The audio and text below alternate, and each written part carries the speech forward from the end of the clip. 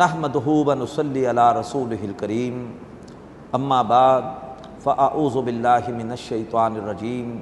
بسم اللہ الرحمن الرحیم ومنہم الذین یؤذون النبی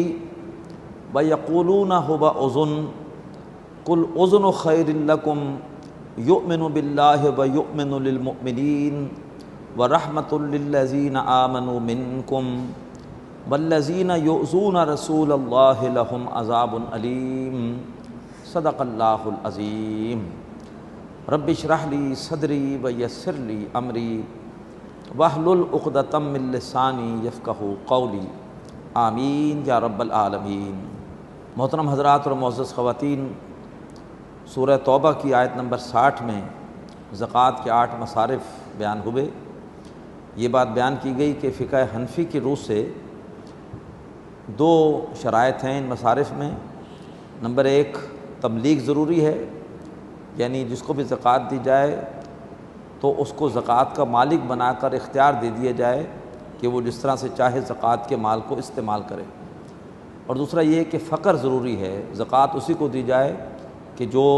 واقعتاً فقیر ہو، یعنی محتاج ہو۔ البتہ کچھ دوسرے فقہا کی رائے اس میں بعض اعتبارات سے ایک وسعت ہے۔ یوسف القرضاوی صاحب کی ایک کتاب ہے فقہ الزکوٰۃ، اس میں انہوں نے مختلف فقہا کی رائے بیان کی ہے۔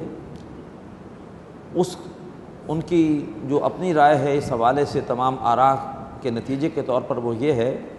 کہ 4 مصارف کے لیے تو تملیک کی شرط وہ ضروری ہے۔ جو پہلے 4 مصارف ہیں، یعنی فقراء، مساکین اور زکوٰۃ کے مختلف کاموں پر معمور جو بھی عملے کے لوگ ہیں، اور جس کی تالیف قلب مقصود ہو، ان کے ہاتھ میں زکوٰۃ دی جاتی ہے۔ فقیر کے بھی ہاتھ میں زکوٰۃ دی جائے گی، اسی طریقے پر محتاج کے بھی ہاتھ میں زکوٰۃ یا کوئی جنس مال وغیرہ دیا جائے گا جس سے اس کی ضرورت پوری ہو۔ اسی طریقے پر جو عملہ ہے زکوٰۃ کے مختلف کاموں پر معمور، ظاہر بات ہے کہ ان کو بھی تنخواہیں ان کے ہاتھ میں دی جائیں گی، وہ ان کے مالک بنیں گے۔ کیا یہ ہے کہ جس کی تالیف قلب مقصود ہو۔ لیکن جو آخری 4 مصارف ہیں ان کے ساتھ حرف جار لام نہیں ہے بلکہ فی ہے، جبکہ تملیک کے حوالے سے دلیل جو ہے وہ لام کی ہے، جو شروع میں لام آیا ہے للفقراء۔ تو ان کی رائے یہ ہے کہ آخری 4 میں بغیر تملیک کے بھی زکوٰۃ دی جا سکتی ہے۔ مثال کے طور پر اگر کسی غلام کو آزاد کرانا ہے تو پھر آپ زکوٰۃ غلام کے ہاتھ میں نہیں دیں گے، آپ زکوٰۃ غلام کے مالک کے ہاتھ میں دیں گے کہ اس کو آزاد کر دو، اس کی قیمت یہ لے لو۔ اسی طریقے پر اگر آپ نے کسی کا قرض اتروانا ہے تو آپ مقروض کے ہاتھ میں زکوٰۃ نہیں دیں گے، بلکہ جو قرض خواہ ہے جس سے قرض لیا گیا ہے آپ اس کو دے سکتے ہیں کہ یہ پیسے لے لو اور اس کا یہ قرض ادا ہو گیا۔ اسی طریقے پر فی سبیل اللہ یہ ایک وسیع دائرہ ہے اللہ تبارک و تعالیٰ کے دین کی خدمت کا، کہ جس میں نہ صرف یہ ہے کہ تلوار سے جہاد اور ہتھیاروں سے جہاد اور قتال فی سبیل اللہ، بلکہ جو بھی کام چاہے وہ تبلیغ کی سطح کا ہو، چاہے وہ زبان سے ہو، چاہے وہ قلم سے ہو، تو اس حوالے سے بھی کسی کو مالک بنانے کی ضرورت نہیں ہے، بلکہ ہر ایسے کام میں جس کا مقصد اللہ کے دین کی سربلندی ہو، چاہے وہ زبان سے ہو، چاہے وہ قلم سے ہو، چاہے وہ میڈیا کے ذریعے سے ہو، چاہے وہ ہتھیاروں کے ذریعے سے ہو، اس کے لیے بھی زکوٰۃ دی جا سکتی ہے۔ اسی طریقے پر مسافر کو بھی زکوٰۃ صرف دی جائے گی، کوئی اس سے اس کے ملکیت میں اضافہ نہیں ہوگا، بلکہ سفر کے دوران اگر کوئی اس کو تکلیف درپیش ہے تو اس کے سفر کی تکلیف کو دور کیا جائے گا۔ یعنی اس کے پاس اگر واپسی کا کرایہ نہیں ہے، یا سفر کے دوران اس سے کوئی اور ایسی ضرورت پیش آ گئی اپنی وقتی ضرورت کے لیے، تو پھر اس کو سفر کی وجہ سے درپیش وقتی تکلیف کو دور کرنے کے لیے زکوٰۃ دی جائے گی۔ اگر وہ محتاج ہے تو پھر تو وہ فقراء یا مساکین کے زمرے میں آ جائے گا۔ تو یہ بہرحال یہ ہے کہ اس کا ایک فائدہ ہے اس رائے کا، میں نے اس لیے بیان کی۔ مثال کے طور پر کوئی شخص فوت ہوتا ہے اور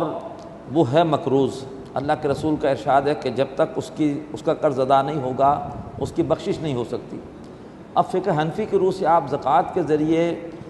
مرنے والے کا قرض ادا نہیں کر سکتے،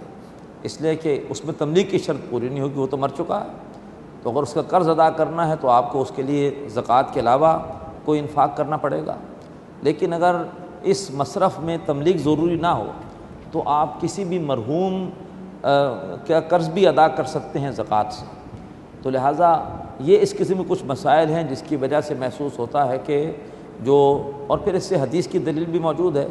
اللہ کے رسول صلی اللہ علیہ وآلہ وسلم جب مسلمانوں کے حالات بہتر ہوئے، بیت المال میں پیسہ آنا شروع ہوا، تو آپ کا یہ ارشاد موجود ہے کہ اگر کوئی شخص فوت ہوگا اور وہ مال چھوڑے گا تو وہ مال اس کے ورثاء کے لیے ہے، اور اگر وہ مقروض ہوگا، وہ قرض چھوڑے گا، اس کا قرض ہم ادا کریں گے۔ تو اللہ کے رسول قرض ادا کر دیتے تھے بیت المال سے، اور جب تک بیت المال کی پوزیشن مستحکم نہیں تھی تو آپ صلی اللہ علیہ وسلم مقروض کا جنازہ نہیں پڑھاتے تھے جب تک کہ کوئی اس کی طرف سے قرض ادا کرنے کا جو ہے وہ ارادہ ظاہر نہ کرے۔ اقول قولی ھذا